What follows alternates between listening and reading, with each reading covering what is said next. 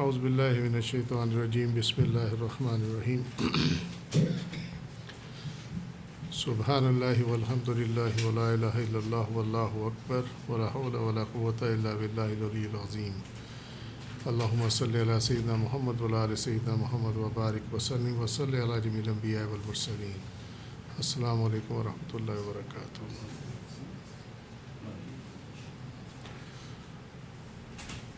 سورۃ النساء آیت نمبر 109 پہ ہم تھے تعویلات میں، تو جہاں سے ہم نے اس کو چھوڑا تھا وہیں سے اس کو ہم دیکھ لیتے ہیں۔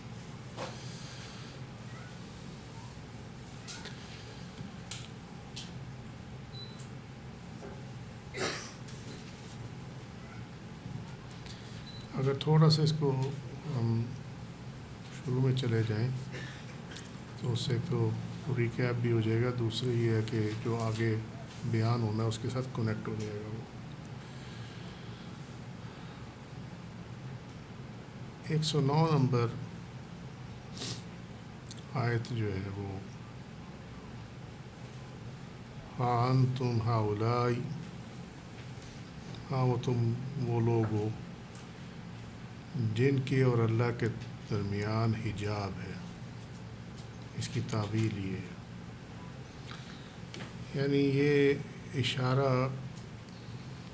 اس میں جو ہے وہ مخاطب ان لوگوں سے ہے جن کے اعمال دنیا میں اللہ اور رسول کے حکم کے مطابق نہیں ہے۔ ٹھیک ہے، دیکھیے جس طرح بتایا تھا پہلے قرآن کی آیت سے کہ امت 3 گروہوں میں تقسیم ہے اعمال کے حساب سے۔ ایک جن کے بارے میں یہ فرمایا کہ جو اپنی جانوں پر ظلم کرنے والے ہیں، وہ مسلمان تو ہو گئے لیکن بس کلمہ ہی پڑھا، اس کے بعد انہوں نے کوئی اللہ رسول کے مطابق کوئی اعمال نہیں کیے، نہ ان کا حکم مانا۔ نمبر 2 درمیان میں رہنے والے، نمبر 2 جو ہے وہ درمیان میں رہنے والے، جو کہ نیکی کا راستہ بھی اختیار کر لیتے ہیں، گناہ بھی کرتے رہتے ہیں، دونوں چیزیں ملتی جلتی چلتی جاتی ہیں، نماز بھی پڑھ لی، ادھر گناہ بھی کر لیے، اس طرح کی چیزیں۔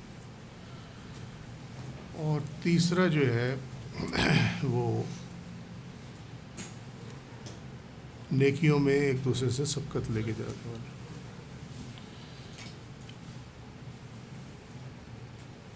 جب تک پہلے 2 گروہ میں لوگ شامل رہے، یعنی جو اپنی ذات جانوں پہ ظلم کرنے والے اور جو درمیان میں رہنے والے، وہ تو ہے پکے حجاب میں۔ یہ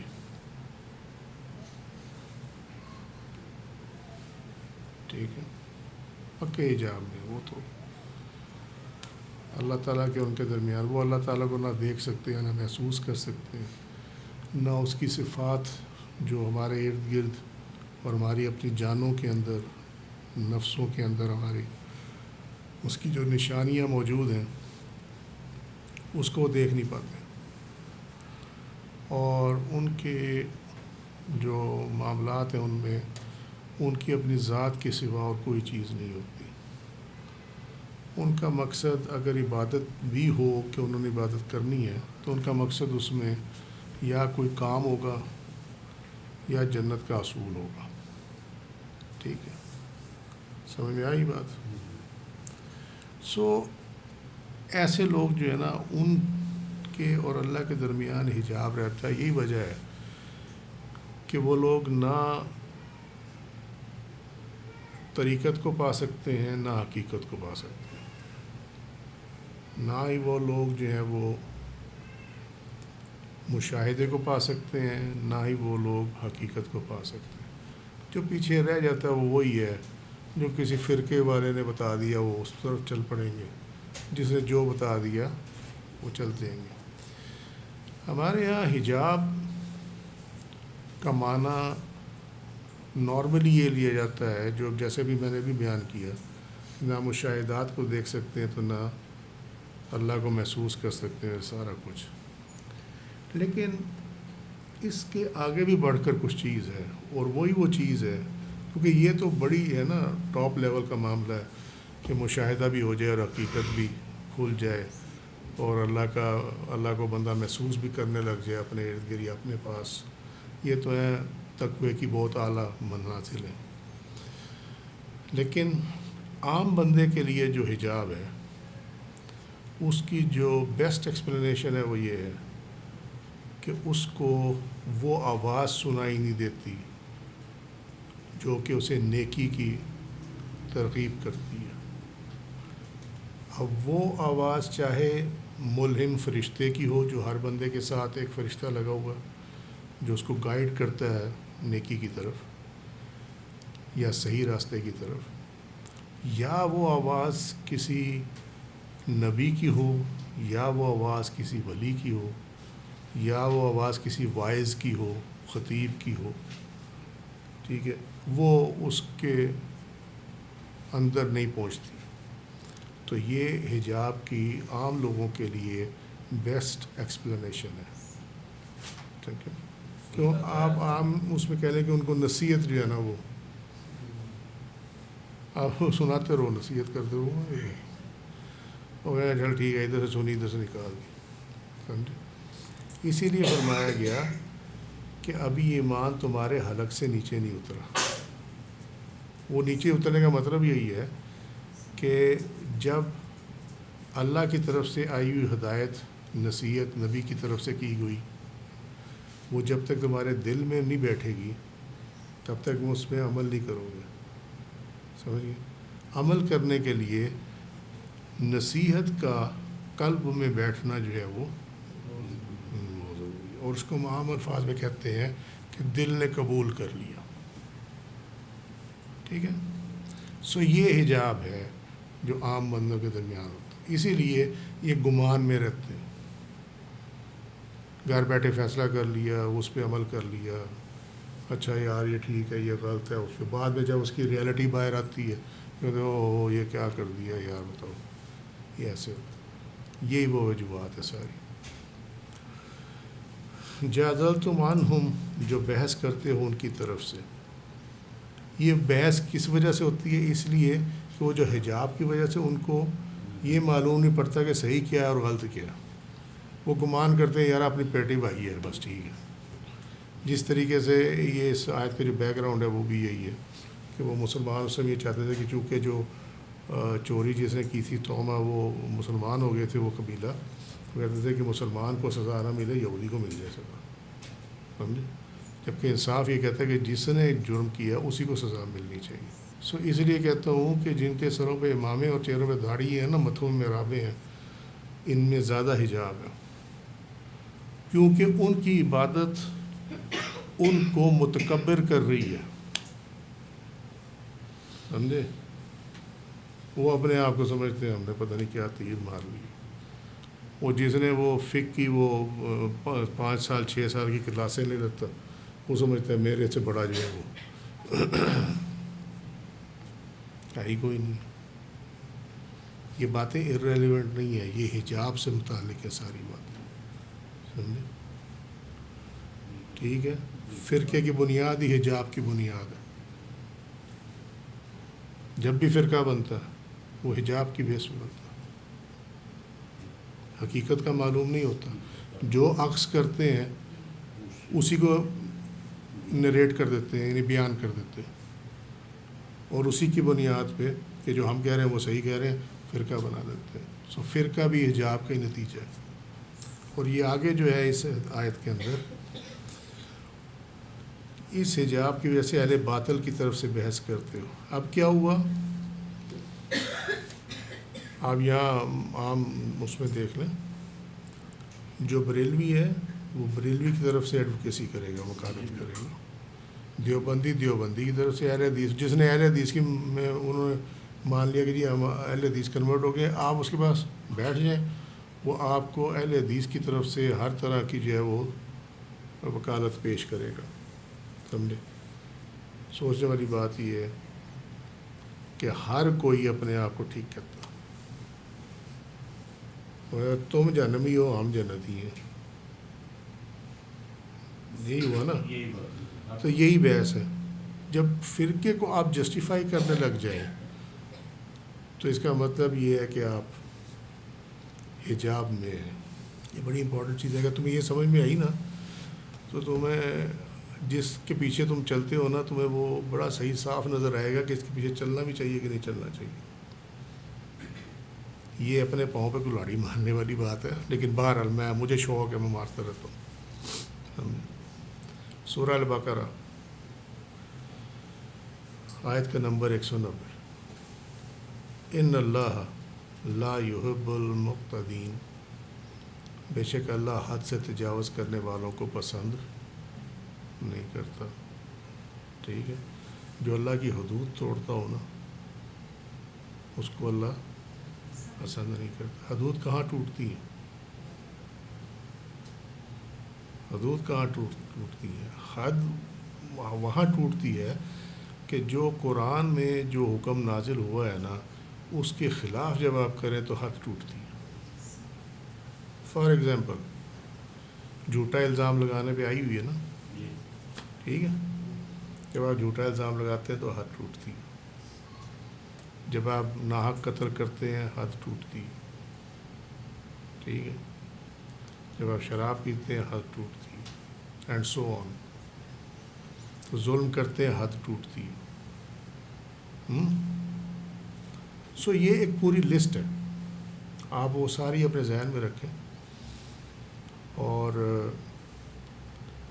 سو مچ سو کہ جب فرمایا گیا ولا تکن من الغافلین کہ غافلوں میں سے نہ ہو جانا، تو یہ منع فرما دیا گیا. جب آپ غافل میں سے ہو جاتے ہیں نا، غفلت کا شکار ہوتے ہیں، تو آپ اس کا مطلب ہے کہ آپ نے اللہ کے حکم کو اوائڈ کر دیا، وائلیٹ کر دیا. ٹھیک ہے. سو یہ معتدین میں سارے آتے ہیں. اب جس کو آپ فالو کرنا چاہتے ہو اس کو آپ دیکھ لیں کہ کیا حد سے تجاوز کرنے والوں میں سے تو نہیں ہے. ٹھیک ہے. سورہ آل عمران 57واں سورہ. واللہ لا یحب الظالمین. تمہیں ایک پوری آیات میں نا ایک لفظ کامن ملے گا، دو، لا یحب. ٹھیک ہے. اللہ محبت نہیں کرتا، اللہ پسند نہیں کرتا. ٹھیک ہے.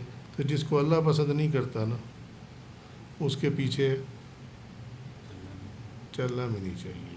اللہ تمہارا بھلا کرے. ٹھیک ہے. سورۃ النساء. اب یہ آ گیا واللہ لا یحب الظالمین. تو ظلم جو تفسیر میں بتایا تھا کہ ظلم ایک چیز نہیں ہوتی. ظلم کسی کو حق نہ دینا بھی ظلم ہوتا. ظلم جو ہے کسی پہ زبردستی جبر کرنا بھی ظلم ہوتا. ظلم جو ہے وہ کسی چیز کو اس کی جگہ پہ نہ رکھنا بھی ظلم ہوتا ہے. یعنی اس کی جو پراپر اس کی جگہ ہے، چاہے وہ کسی کا حق ہے، چاہے وہ کوئی مکان ہے، کچھ وٹ ایور سو جو بھی ہے وٹس ایور، اس کو اپنے مقام پہ نہ رکھنا جو ہے وہ بھی ظلم میں شامل ہوتا ہے. ٹھیک ہے. اور نمبر 4 یہ ہے کہ اگر آپ اس کے باطنی مطالعے پہ چلے جاؤ تو جس کے اندر اندھیرا ہے نا وہ ظلمات کا شکار ہے. ٹھیک ہے. جس کے دل میں رحم نہیں ہے وہ بھی ظالم ہے.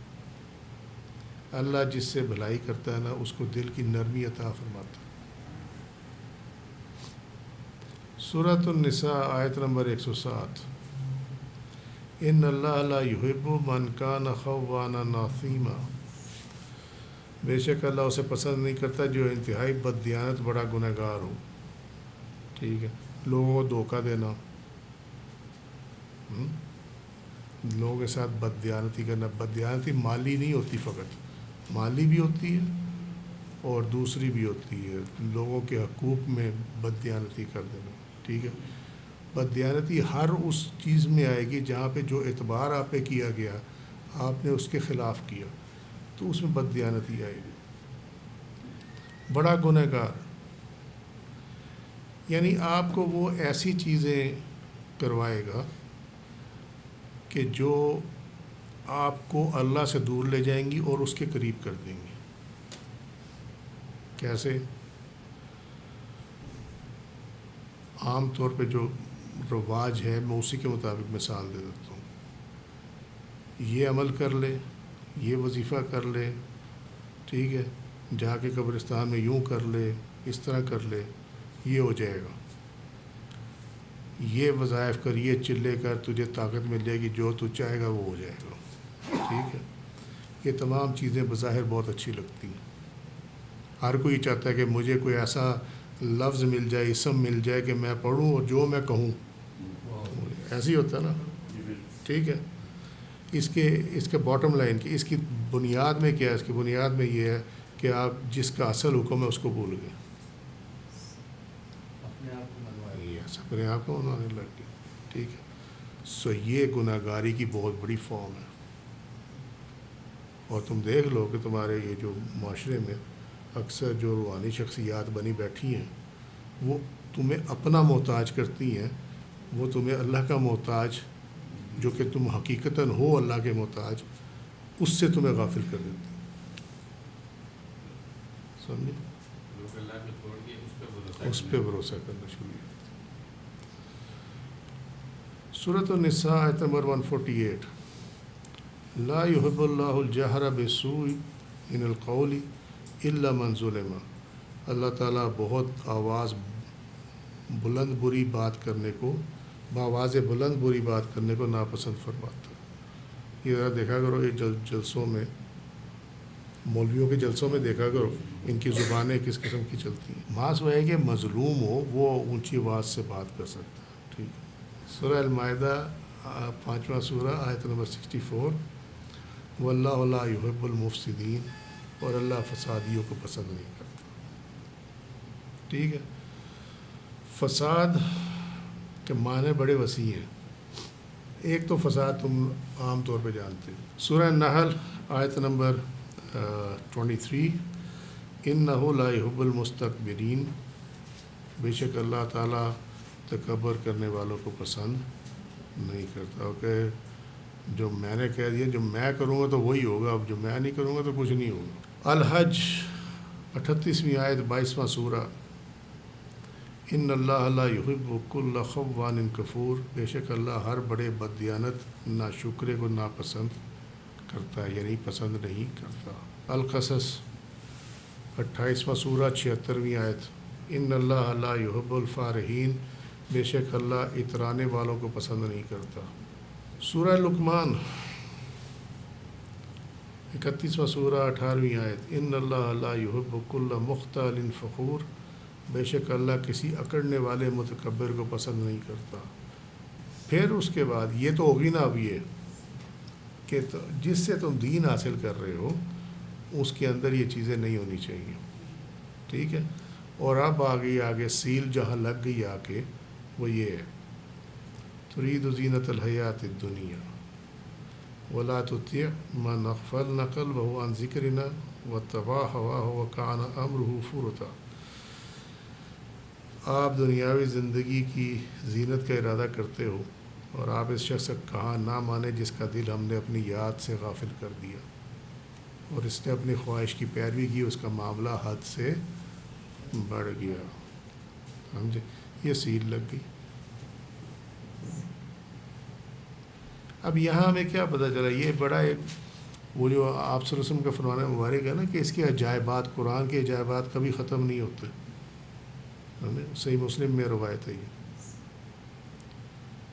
اب یہ آیت ہم نے کتنی دفعہ دیکھی ہے اور ہر مرتبہ اس کا مطلب جو ہے وہ الحمدللہ پہلے سے مختلف پایا، لیکن اکارڈنگ ٹو قرآن ہے سننا ہی پایا اس کو. ٹھیک ہے. اب ایک اور مطلب لے لو یہاں پہ. یہ آیت یہ ظاہر کر رہی ہے، ثابت کر رہی ہے، بلکہ ظاہر بھی نہیں ثابت کر رہی ہے کہ اگر آپ جس کو فالو کر رہے ہیں دین میں، جس سے آپ دین حاصل کر رہے ہیں، اگر وہ حافظ ہو، عالم ہو، فقیہ ہو، کچھ بھی ہو، لیکن اگر ساتھ ہی وہ دنیا دار ہو تو آپ اس کو فالو نہیں کر سکتے،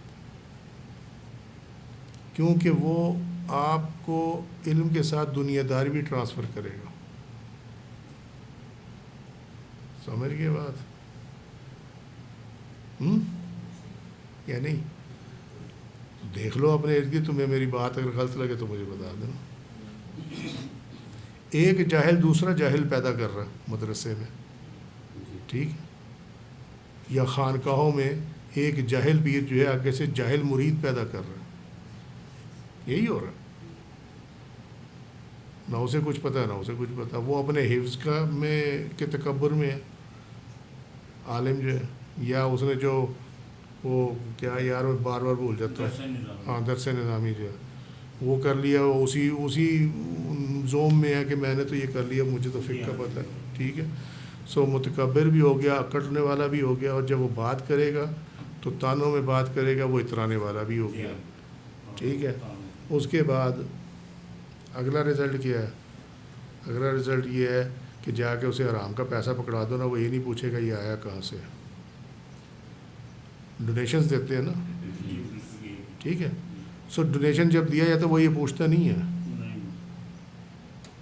کہ یہ آیا کہاں سے، بلکہ آنے والے کے لیے دعا بھی کرتا ہے.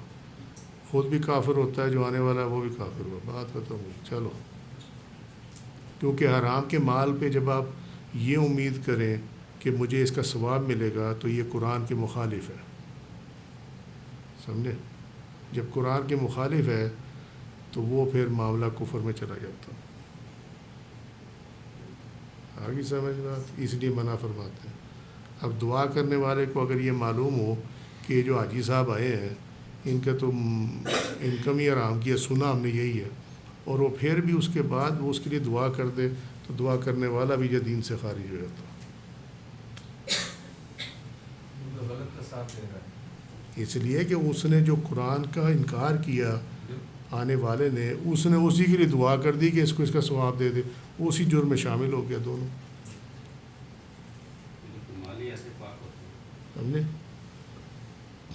تو آپ مجھے بتاؤ، اب وہ جو پراپرٹی ٹائکون ہے اس کی بنائی ہوئی مسجد کیا گارنٹی ہے کہ وہ حلال کی زمین پہ ہے، اس زمین پہ ہے جو قبضہ نہیں کیا گیا، یا اس زمین پہ ہے جو کہ حلال کے پیسے سے اس نے خرید دی ہے. اس پہ چاہے وہ محل نما مسجد بنا دے، سمجھے؟ میں تمہیں بتا رہا ہوں کہ اس کا امام کبھی حلال کا نہیں ہوگا. میں نے ایک فقرہ پڑھا کسی وقت میں کہ یہ بات یہ ہے جی کہ وہ لکھا تھا کہ بھائی جو پہلے نہیں ہوتا تھا نا، اگر وہ تو بدعت دلالہ ہے، بس بات ختم ہو گئی، ٹھیک ہے. اس میں کچھ اور بھی لکھا تھا، میں وہ بیان نہیں کرنا چاہتا. یہ فقرہ اگر آپ صرف اس فقرے کو لے لینا، یہ قرآن اور سنت کے اوپر زیادتی ہے اور یہ عین کفر ہے. جس چیز کو اللہ کی کتاب میں بتایا گیا کہ یہ چیز ایگزسٹ کرتی ہے اور ہم نے اس کو الاؤ کیا ہے، اور جو چیز نبی کریم صلی اللہ علیہ وسلم نے فرما دیا کہ اگر نیک کام ہو پہلے نہ ہو، دین کی بنیادوں کے مراد یہ کہ دین کی بنیادوں کے خلاف نہ ہو اور نیک کام ہو، تو اس کے کرنے میں کوئی حرج نہیں ہے، وہ بدعت دلالہ میں نہیں آتا. لیکن کم علمی کا عالم ہے، کیونکہ اب اس نے اپنے پاس سے تو یہ فقرہ نہیں کہا نا، اس نے تو جس سے سنا جس سے سیکھا اس نے وہی فکر آگے بیان کر دیا، بس اتنی سی بات ہوئی ہے. بور ہو گئے؟ سمجھے؟ سو یہ تو اب جو آپ یہاں سے سیکھتے ہو، ٹھیک ہے، اب جا کے باہر بیان کرو گے تو یہی بیان کرو گے نا. اب اگر میں تمہیں غلط پڑھاؤں گا تو آگے تم غلط ہی بیان کرو گے، سمجھ گئے؟ اگر میں تمہیں یہاں پہ یہ کہوں گا کہ تمہیں فخر کرنا چاہیے، تمہیں یہ کرنا چاہیے کہ تم اتنے بڑے جو ہے ولی اللہ کے سلسلے میں جڑے ہوئے ہو، حضرت بابا فرید گنج شکر رحمۃ اللہ علیہ، ٹھیک ہے، تو تمہارے اندر نا ایک ویسی آٹومیٹکلی اکڑ آ جائے گی، تم بندے کو بندہ نہیں سمجھو گے، اور میرے پیچھے تو بابا صاحب ہیں، بات ختم ہو. لیکن اگر میں تمہیں یہ تعلیم دوں اللہ کے فضل سے کہ دیکھو ولی کے ساتھ نسبت کا معاملہ یہ نہیں ہوتا کہ آپ جو ہے ہر غلط کام کرتے ہوئے ہو. ولی کی نسبت کا مطلب یہ ہے کہ آپ ولی کے رستے پہ چلو، کیونکہ انہوں نے اللہ کا راضی کیا، اللہ ان سے راضی ہوا، ٹھیک ہے.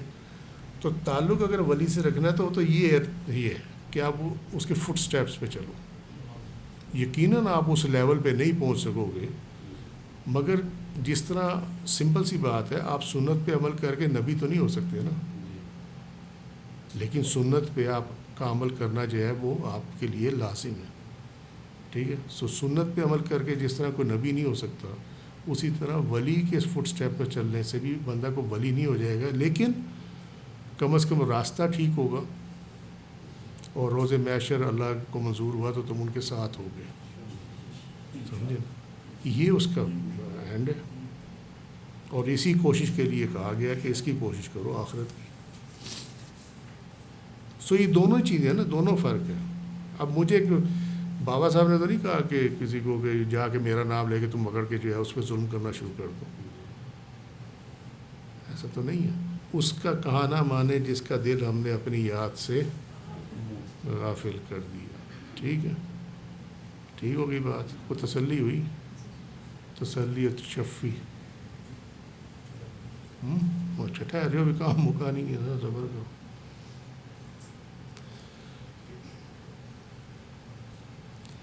اب اس کے بعد اگلا جو آ گیا معاملہ، کیونکہ اب یہ بات ہو رہی ہے کہ دین آپ کس سے لے رہے ہیں اور آپ کس کی طرف سے بحث کر رہے ہیں کہ جی یہ حق پہ اور یہ نہیں ہے. سمجھے، یہ سورہ القلم کی آیات ہے، 68واں سورہ، اور 8 نمبر آیت سے لے کر 13 نمبر آیت تک یہ ساری.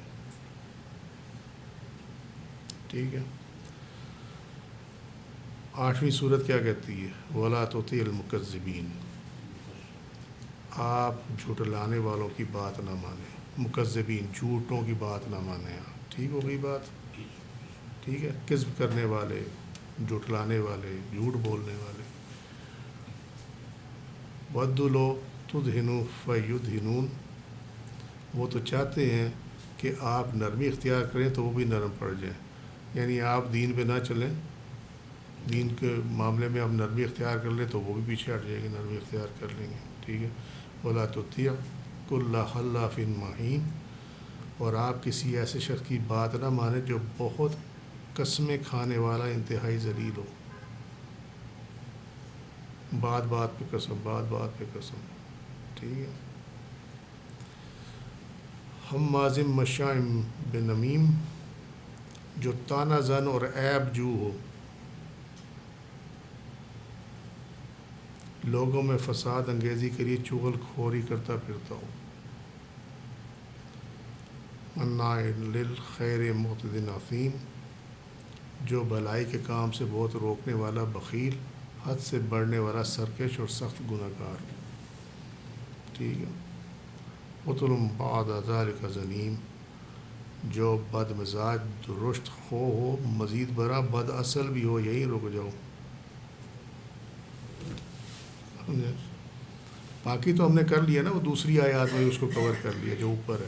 ٹھیک ہے، یہ جو فکر ہے نا آخر میں، بد اصل، بد اصل مراد یہاں تو وہ خیر وہ ولید بن مغیرہ کی بات ہو رہی ہے جو تھا ہی آرام کا نطفہ تھا وہ. ٹھیک ہے، اس کی پیدائش ہی آرام کی تھی، لیکن وہ نبی کریم صلی اللہ علیہ وسلم کی بہت مخالفت کرتا تھا، تو اللہ تعالیٰ نے پھر ایک وقت آیا کہ اس کے سارے پردے کھول دیے، اور مسلمانوں کو جو ہے وہ یہ کہا کہ ایسے لوگوں کے پیچھے جو ہے وہ نہیں چلنا. ہم اس پوزیشن پہ آتے ہیں بد اصل. وہ بد اصل اس لیے تھا کہ وہ اپنی باپ کی اولاد نہیں تھا. ٹھیک ہے، اس نے ماں سے جا کے پوچھا، یاد ہو میں نے بتایا تھا پہلے بھی سنایا ہوا، اس نے ماں سے پوچھا جا کے کہ وہ جو محمد صلی اللہ علیہ وسلم کہ جو باتیں بیان کی وہ ساری ٹھیک ہیں، لیکن ایک مجھے نہیں سمجھ آتی. یہ ساری باتیں اس کے متعلق ہے نا، جو اوپر جتنی بھی ہوئی ہیں 8ویں آیت سے لے کر اور یہ 11ویں آیت تک، 12ویں آیت تک، یہ اسی کے متعلق ہے. 13ویں بھی اسی کے متعلق ہے. اس نے کہا 12 وہ جو اوپر ہے نا وہ تو مجھے پتہ ہے کہ یہ خصلتیں میرے میں ہیں. ٹھیک ہے، تانازہ، نیب جو، قسمیں کھانا، ذلیل، یہ فلانا، چغل خوری کرنا، لوگوں کو بھلائی کے کاموں سے روکنا، فلانا، یہ سب وہ کہتے ہیں یہ سارا مجھے پتہ ہے میرے میں ہے. لیکن یہ جو آخری بات ہے نا، بد اصل، یہ تیرے علاوہ کوئی نہیں بتا سکتا. تو اس نے کہا کہ بات یہ ہے کہ تیرے باپ کی جائیداد بہت تھی اور تیرا باپ جو ہے وہ اولاد پیدا کرنے کے قابل نہیں تھا. تو ایک دفعہ جو ہے وہ کاروبار کے سلسلے میں دوسرے شہر گیا ہوا تھا, تو مجھے ایک چرواہا نظر آیا تو میں نے اسی بلا لیا تھا. تو اس چرواہے کی اولاد ہے, سمجھے, اور اس نے وہ اولاد جو ہے کہ وہ تاکہ جائیداد وغیرہ جو ہے وہ بچ جائے. تو وہ بھی کنفرم ہو گیا, اس کی ماں نے اسے کنفرم کر دیا کہ تو اپنی باپ کی اولاد نہیں ہے. اب اس کا دین کے معاملے سے کیا تعلق ہے؟ دین کے معاملے سے یہ تعلق ہے, یاد رکھنا دو چیزیں بیان کی جاتی ہیں. ایک تو شجرہ طریقت ہے جسے تم واقف ہو, جو پیر خانوں میں شجرہ طریقہ چلتا, ٹھیک ہے, تھک تو نہیں گئے. ایک چیز جو تم میں سے کچھ لوگوں کے لیے نہیں ہوگی لیکن کچھ کو ہو سکتا ہے پتہ ہو, کہ جب یہ شیخ الحدیث بنتے ہیں, ٹھیک ہے, یا اسی طریقے سے یہ جو قرآن کے مفسر اور یہ سارا کچھ بنتے ہیں, تو وہ اپنی ایک سند بیان کرتے ہیں کہ مجھے اجازت دی ہے فلاں شیخ نے, اس کو اجازت دی فلاں شیخ نے, اس کو اجازت دی فلاں شیخ نے, ٹھیک ہے. وہ اپنی سند بیان کرتے ہیں اور وہ کہتے ہیں جس کے بعد یہ سند نہیں ہے اسے حدیث بیان کرنے کا یا حدیث پڑھانے کا اس کو اجازت نہیں ہے. ٹھیک ہوگی بات, سمجھ میں آ گئی؟ اچھا, وہ چلتے چلتے جو ہے نا وہ سند وہ کسی کے قاہرہ یونیورسٹی میں چلی جاتی ہے, کسی کی جو ہے وہ دمشق میں چلی جاتی ہے, اینڈ سو آن, باہر کی یونیورسٹیوں میں وہ چلی جاتی ہے. جہاں تک معاملہ ہے اس چیز کا کہ وہ اپنی سند بیان کرتے ہیں, وہ ٹھیک بیان کرتے ہیں اپنی سند, کیونکہ انہوں نے جس سے پڑھا ہے اور جس نے کنفرم کی. جس طرح آپ حفظ کر لیتے ہیں, کوئی بچہ حفظ کرتا ہے تو پھر اس جس کے پاس انہوں نے حفظ کیا ہوتا ہے نا, وہ سرٹیفکیٹ ایک دیتا ہے کہ جی میں نے اسے قرآن سنا ہے اور یہ بالکل ٹھیک پڑھتا ہے, اس کا حفظ جو ہے وہ پکا ہے. اس طرح کی سند دے دیتے ہیں. معاملہ یہ ہے کہ کون انشور کرے گا کہ وہ جو سند ان کی آ رہی ہے اس کے اندر یہ والے لوگ نہیں ہیں.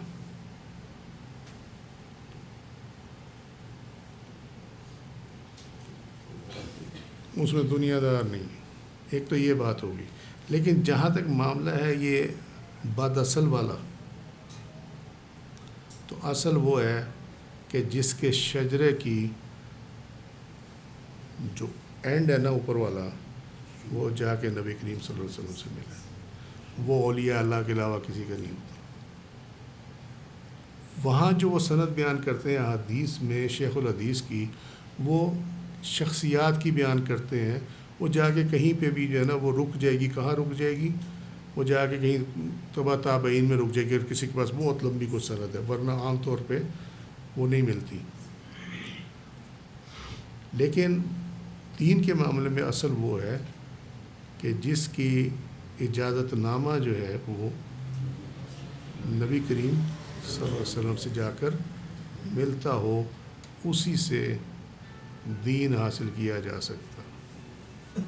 یہ سٹیٹمنٹ جو ہے یہ میری, اس پہ 1001 اختلاف ہوگا, اعتراض ہوگا, کیونکہ کوئی اس کو تسلیم کرنے کے لیے تیار نہیں ہوگا. لیکن میں اب اس کی تمہیں اگر اللہ کی رحمت سے صرف 2 فکروں میں یا 4 فکروں میں مختصر اگر تمہیں اس کا جواب دے دوں تو پھر اس کے بعد کوئی اعتراض نہیں رہ جاتا. ٹھیک ہے,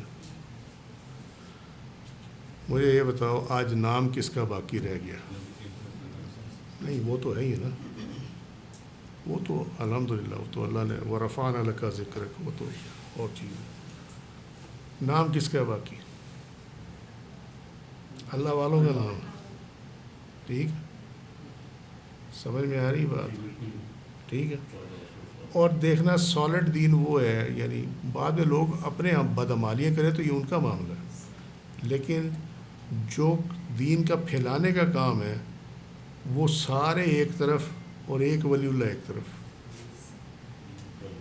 فار ایگزامپل 99 لاکھ مسلمان حضرت خواجہ غریب نواز رحمۃ اللہ علیہ نے کیے, یہ سارے اکٹھے ہو کے بھی کلیم نہیں کر سکتے کہ ہم نے اتنے مسلمان کیے. ٹھیک ہے, وہ چلی آ رہی ہے. کیوں؟ اس لیے کہ ان کے جو سند ہے وہ نبی کریم صلی اللہ علیہ وسلم سے ہے. آپ سمجھ گئے بات؟ یہ ساری دنیاوی سندیں ہیں جو اس سائٹ پہ ہیں. اہل حدیث, یہ شیخ الحدیث اور یہ تمام جتنے بھی ہیں, یہ سب دنیاوی سندیں ہیں.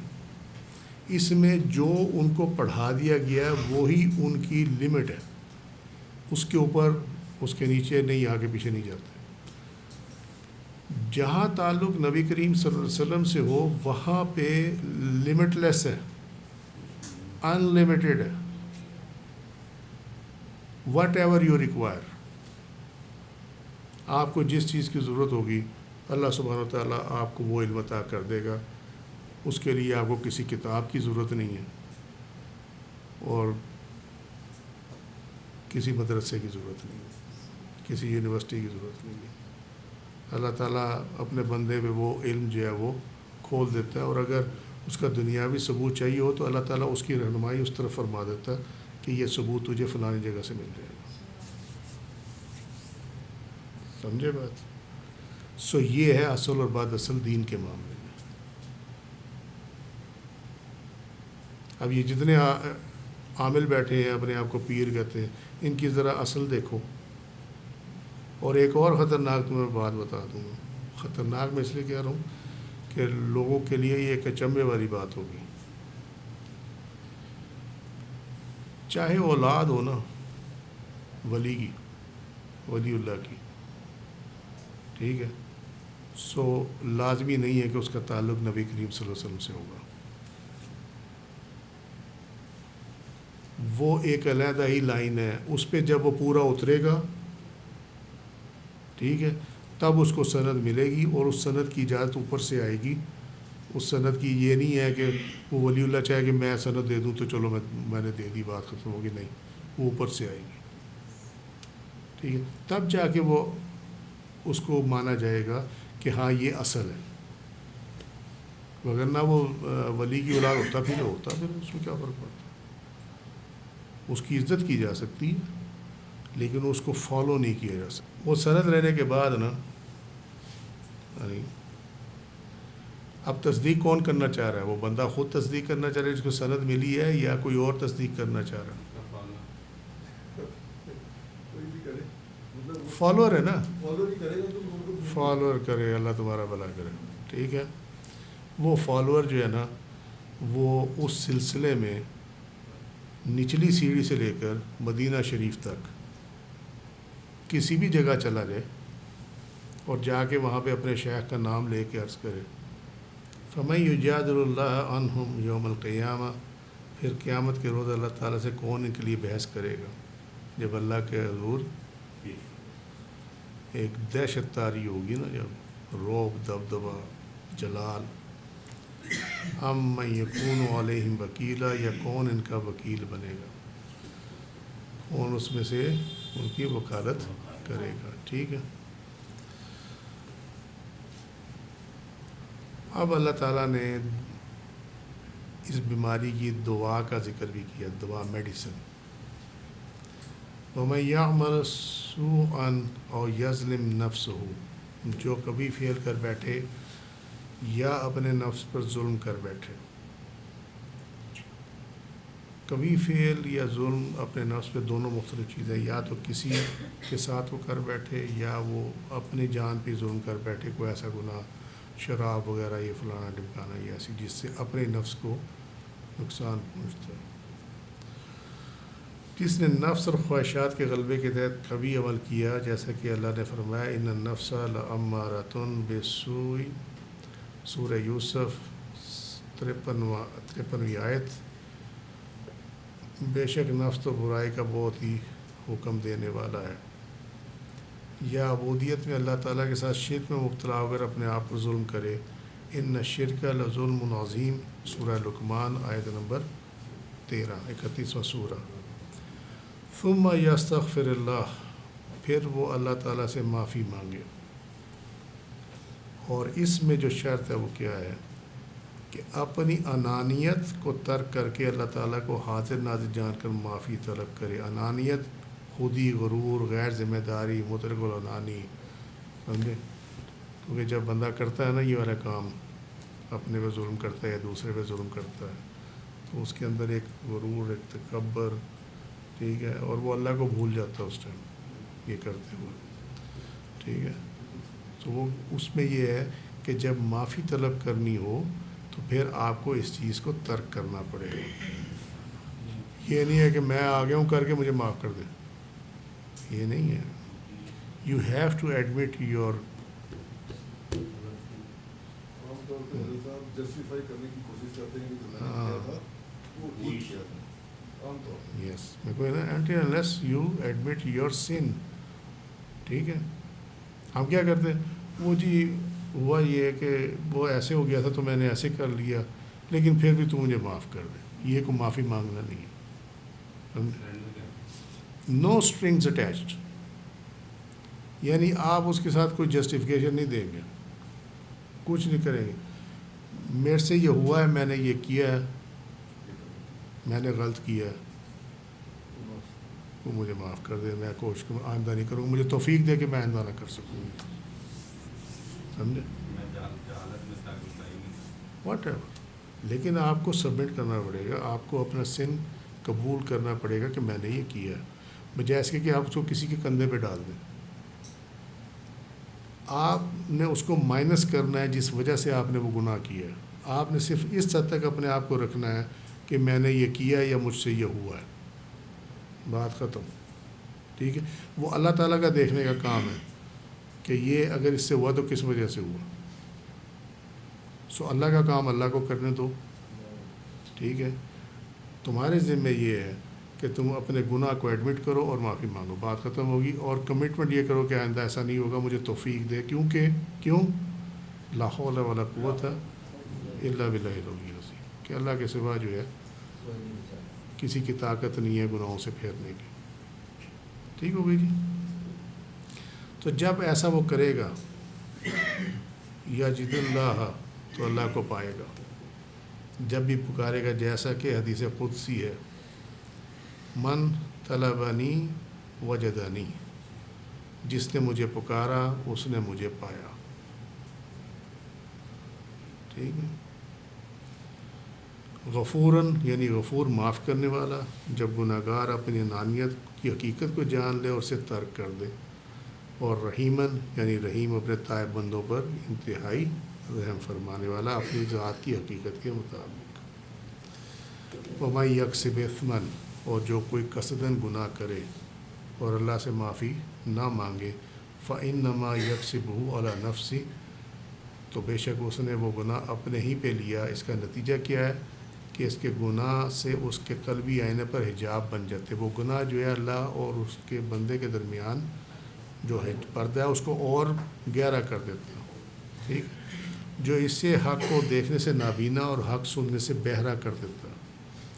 جیسا کہ اللہ تعالیٰ نے فرمایا، کلا بل ران علی قلوبہم ما کانوا یکسبون. المطففین 14ویں آیت 83واں سورہ. کوئی نہیں بلکہ ان کے دلوں پر زنگ چڑھا دیا ان کی کمائیوں نے. یہ چیز جو کہا جا رہا ہے کہ دل پہ حجاب جو ہے وہ گہرا ہو جاتا ہے، ٹھیک ہے، تو قرآن میں اس کو زنگ کہا گیا ہے. رانا علی قلوبہم، سمجھے، کہ ان کے دلوں پر زنگ چڑھ جاتا ہے. ما کانوا یکسبون، کس وجہ سے کہ جو انہوں نے گناہ کیے. سمجھے. سو اس لیے یہ کہا گیا کہ قلبی آئینہ پر حجاب بن جاتے ہیں.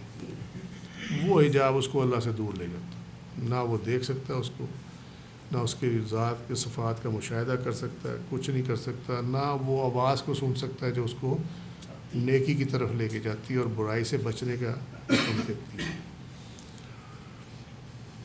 وَكَانَ اللَّهُ عَلِيمًا حَكِيمًا، اور اللہ ازل سے ان کے عمدن اور قصدن گناہ کرنے اس کی نیت کو جانتا ہے. جب اس نے تخلیق کیا تھا نا، اس کو اس ٹائم ہی معلوم تھا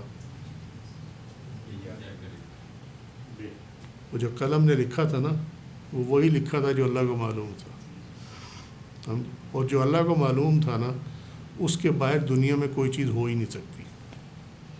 بس یہ اصول یاد رکھیں. کئی عقائد لوگوں نے ایسے بنائے ہوئے ہیں، وہ جی معاذ اللہ استغفر کہتے ہیں جب دنیا میں کچھ ہوتا ہے اللہ کو تب پتہ چلتا. یہ جو قرآن میں ہے نا کا و کانا، اس کی مفسرین نے عجیب و غریب بھی بعض مفسرین نے دی ہوئی ہے کہ یہ کانا حالانکہ پاسٹ کے لیے استعمال ہوتا ہے لیکن یہ اس میں کیوں استعمال ہو رہا ہے، مگر جہاں یہ آئے گا نا وہ کانا اللہ کے حوالے سے تو یہ ازل پہ لے کے جاتی ہے چیز کو. یس ازل سے معلوم ہے کیونکہ وہ علیم ہے، جانتا ہے ظاہر اور باطن کو.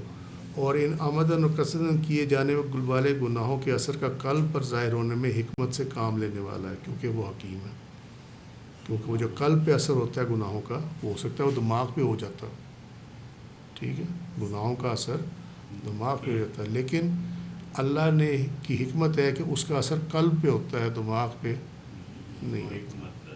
ٹھیک ہے، وجہ یہ ہے کہ تمام معاملہ ہی قلب پہ ہے. تمام معاملہ جو ہے وہ قلب پہ ہے، دماغ پہ نہیں ہے. دماغ کا کام تو پروسیسنگ کرنا ہے. That's it. سمجھے؟ جو چیز قلب میں ہے اسی کو پروسیس کرے گا برین. یہ آپ ایسے سمجھ لیں کہ ہارڈ ڈرائیو جو ہے وہ قلب ہے. جو چیز ہارڈ ڈرائیو پہ ہے اسی کو پروسیسر پروسیس کرے گا نا کمپیوٹر میں، اس سے باہر تو کسی چیز کو نہیں کرے گا. تو بس وہ اسی لیے جو ہے وہ تمام چیزوں کے اثرات، چاہے وہ نیکیوں کا نیک کاموں کا اثر ہو اس کا بھی، اور جو گناہ ہیں ان کا بھی اثر جو ہے وہ ڈائریکٹ قلب پہ جاتا ہے، دماغ پہ نہیں جاتا.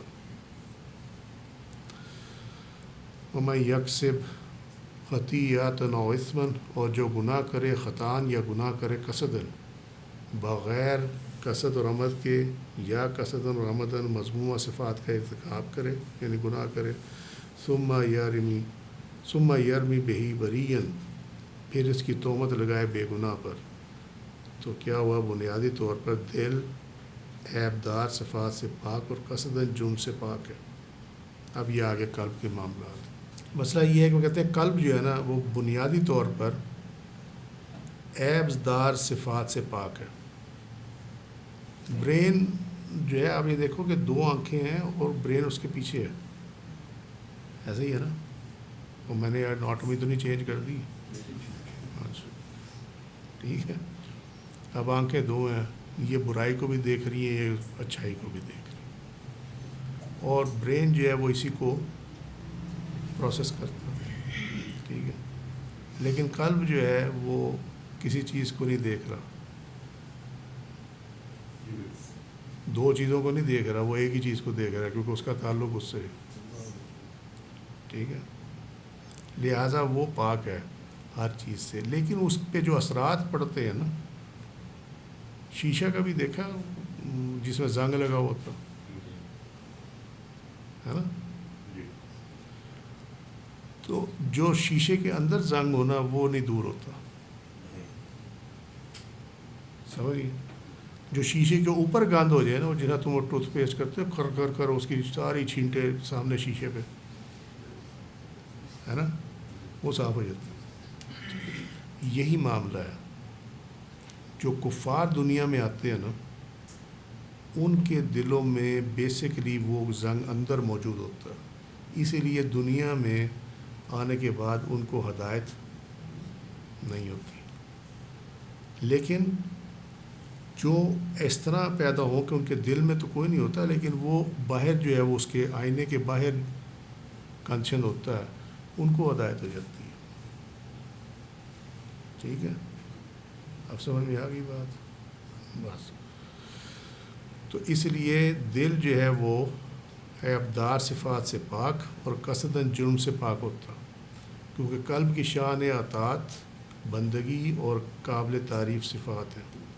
یہ قلب کی شان ہے کہ یہ اطاعت اس کے اندر موجود ہے، بندگی موجود ہے، قابل تعریف صفات ہے. لیکن جب نفس خواہشات کو پورا کرتا ہے تو اس کی تاریکی قلب کی صفات پر اثر انداز ہو جاتی ہے، یہاں تک کہ قلب نفسانی خواہشات سے لطف اندوز ہونے لگتا ہے اور اس طرح غافل ہو کر تباہی کے شکنجے میں پھنس جاتا ہے۔ اب اس کو تمہیں دنیاوی مثال سے کیسے ثابت کریں؟ میں ثابت کریں تو اللہ کے دی توفیق سے تو بتایا تھا اوپر آب حیات ہے، ٹھیک ہے، پانی برستا ہے اور تم دیکھتے ہو جب نہاتے ہو تو فریش ہو جاتے ہو، پانی پیتے ہو فریش ہو جاتے ہو، کیوں؟ اس کی تاثیر یہ ہے، مگر اس کو مردے پہ چھڑکتے ہو مردہ نہیں زندہ ہوتا، کیوں؟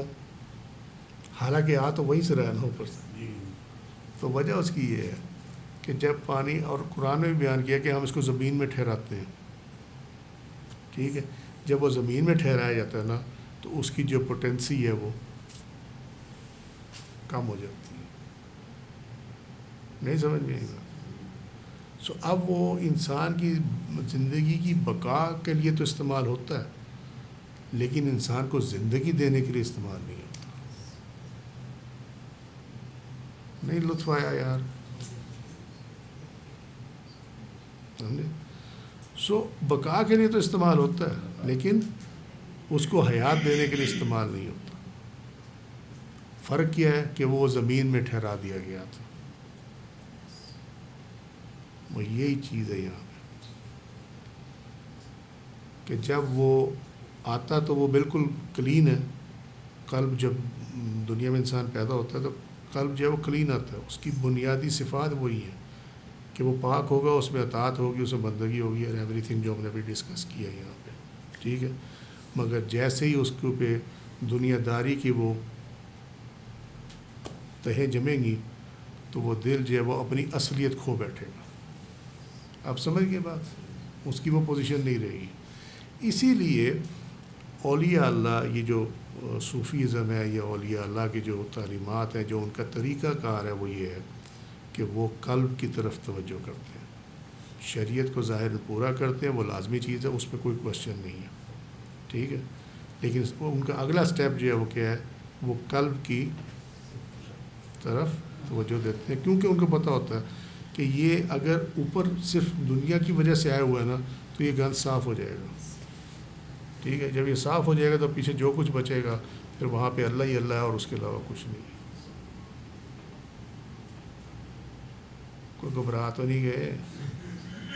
ٹھیک ہے، اور جتنی ہم نے آیات ہم نے ابھی دیکھی تھی تھوڑی دیر پہلے، جب آپ اس پہ غور کرو گے آپ کو پتہ چلے گا اس میں جتنی بیان ہوئی ہیں نا وہ ساری کی ساری وہ امراض ہیں جو باطن کے امراض ہیں، ظاہر کے امراض نہیں ہیں، وہ تمام وہ چیزیں ہیں، تکبر، سرکشی، گناہوں کی طرف جانا، یہ تمام دل کے معاملات ہیں، جھوٹ، ہر چیز، یہ باطنی جتنے بھی امراض ہیں وہ آیات میں دیکھ لو کہ وہ تمام کے تمام وہی موجود ہیں، اس کو ذرا غور سے دیکھ لینا چاہیے۔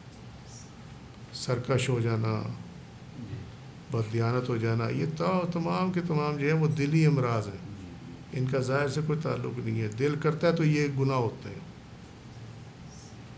ٹھیک ہے، تو اسی لیے اس کی طرف جایا جاتا ہے۔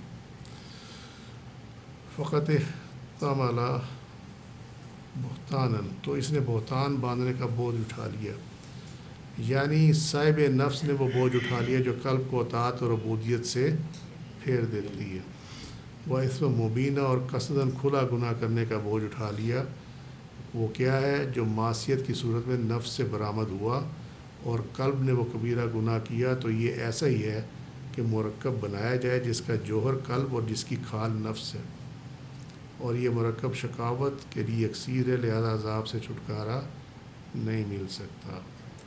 معاملہ کیا ہے؟ ہم نے جو آیت کی ظاہر تفسیر دیکھی تھی اس میں یہ تھا کہ کیا تو توما نے تھا، وہ چوری کی تھی، لیکن اس کا جو الزام تھا، بہتان تھا، وہ لگا دیا کس پہ؟ یہودی پہ، زید سمین پہ، ٹھیک ہے، وہ تو ہوگی اس کی جو ظاہر تفسیر ہے۔ یہاں جو معاملہ ہے وہ یہ ہے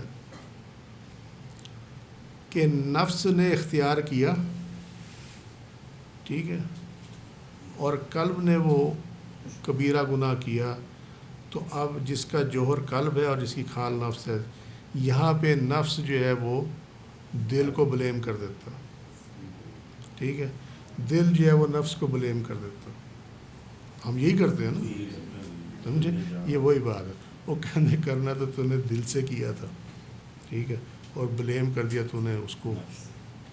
اگر دل تیرا صاف ہوتا تو اس گناہ میں مبتلا نہ ہوتا. تو لہذا اب چھٹکارا کیسے ملے؟